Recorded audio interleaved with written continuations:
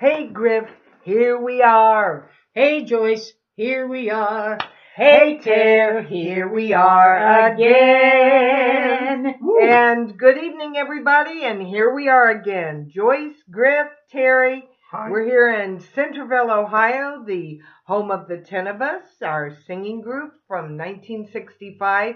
And today we're going to talk about travel. Well, I've been waiting for this, right? Because that is one of my favorite things to do. I tell people, they say, well, why do you still work? And I say, work so I can get vacations and travel. And that is definitely it. And I know some of us are challenged from time to time with travel. Or maybe we find some of it a hassle. It used to be very easy to get on a plane and go. Now there's a little more planning. You got to make sure you have the right size bottles. Don't take those bottles that don't pass the TSA thing.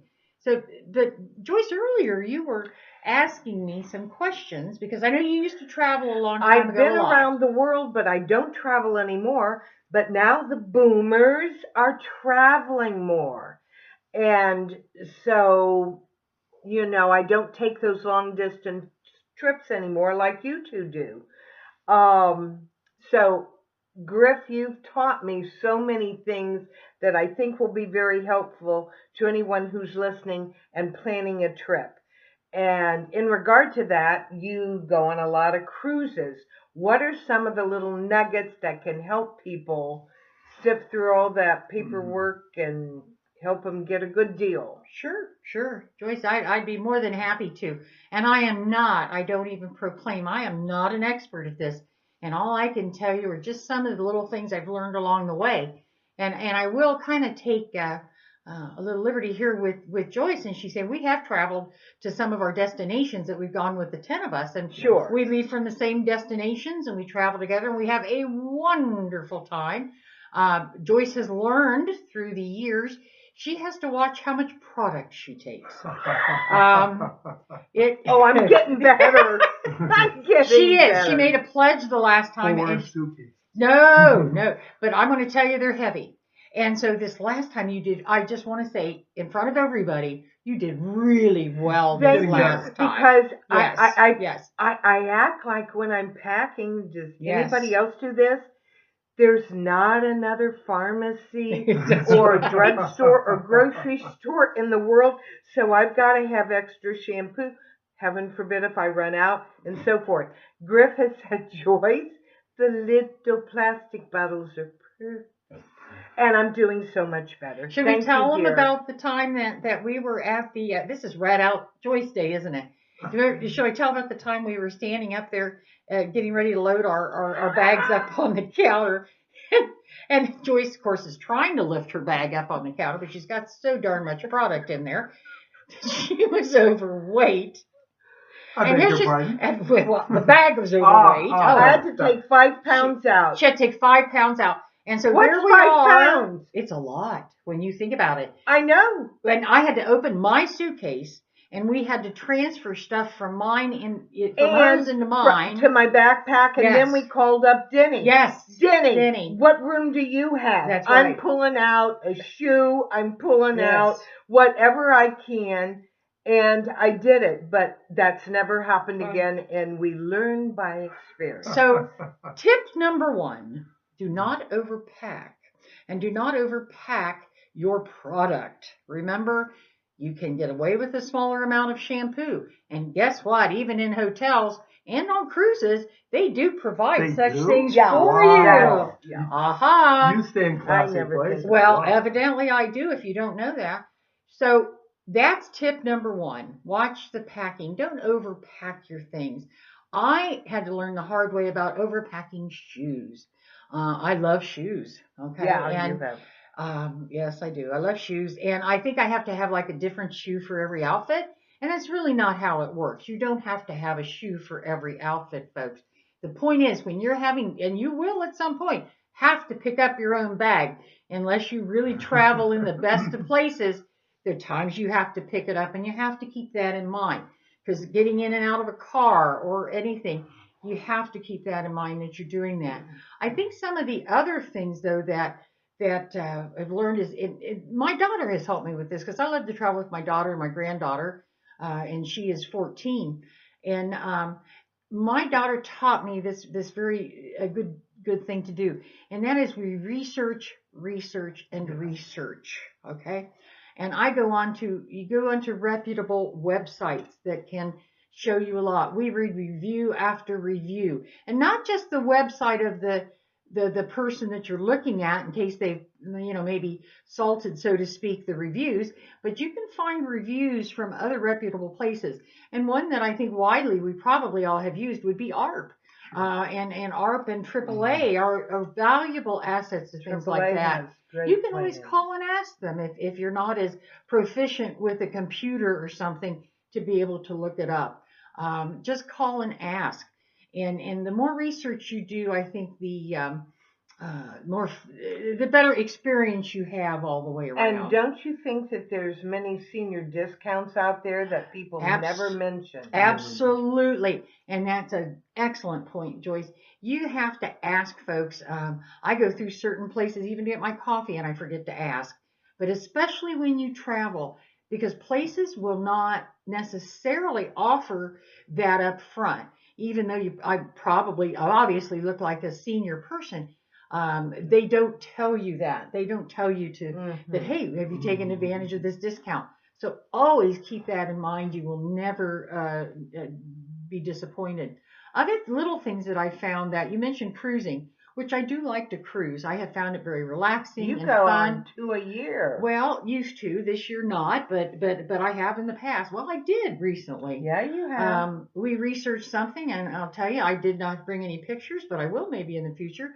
We went on a little excursion and swam with the pigs off the coast of Nassau. Oh, how did that go? It was fun.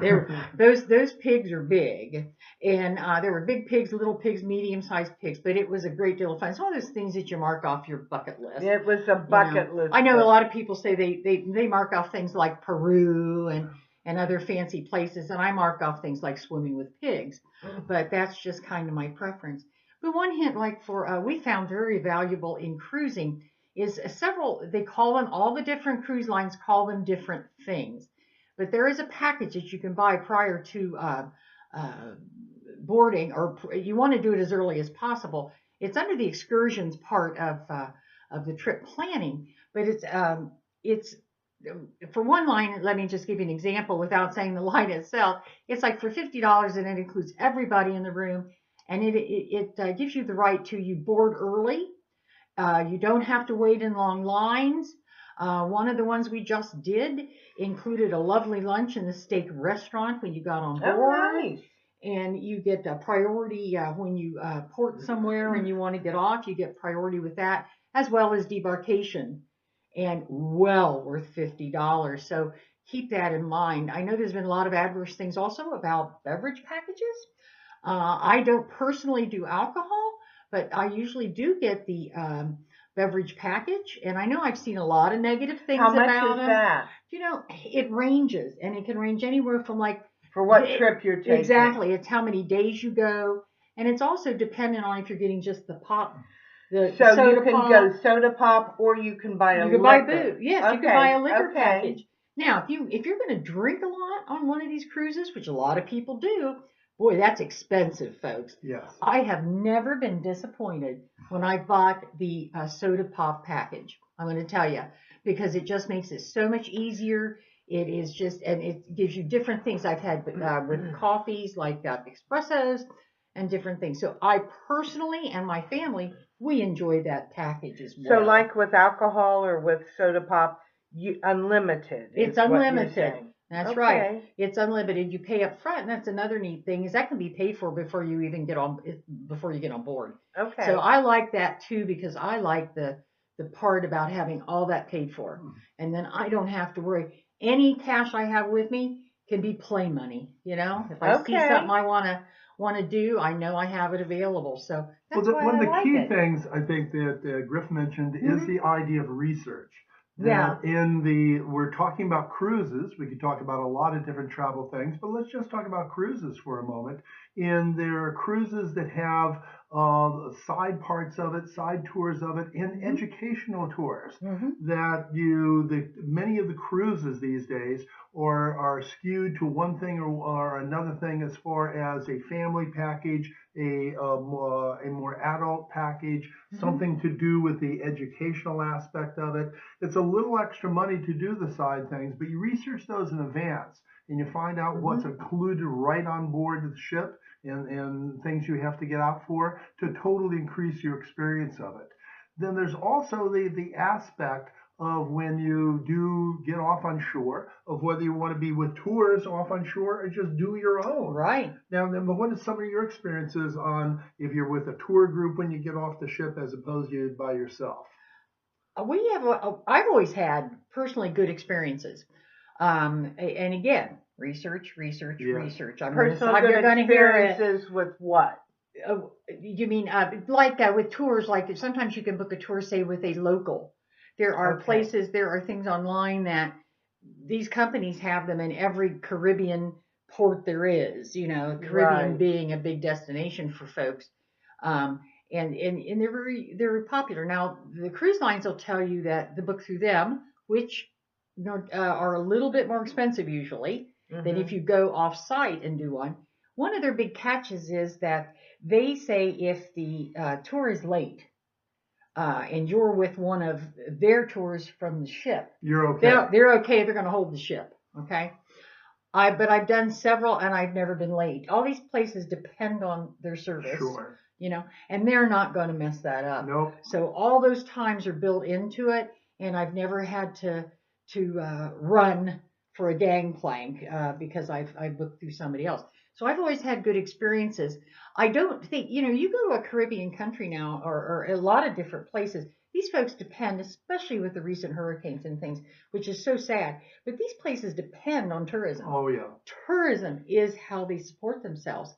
So when you get off, as any of you, I know a lot of you have cruised, when you get off in some of these ports, you have people just, oh my gosh, just approaching you right and left. You can't walk 10 feet without it. You just have to be able to say no. But I usually have everything all arranged before we go. And that's just your relatives. If you're talking about Yeah, the people, if you're talking about the it's people, strangers. strangers, that's a whole different thing. That's right. Well, at any rate, we hope some of these tips help you. We've focused a great deal on cruising, but travel is something that we want to bring up here on the Ten of Us Talk Show, and we'll have other tips and other things in the future. And we hope you enjoyed our number 3 show. Happy birthday to Jenny, whose Yes. birthday was yesterday. She's in New York and will be in New York next week. That's right. And so for our third big show, our second big show from Ohio, we say goodbye from the Ten of Us Talk Show. Bye bye. Bye.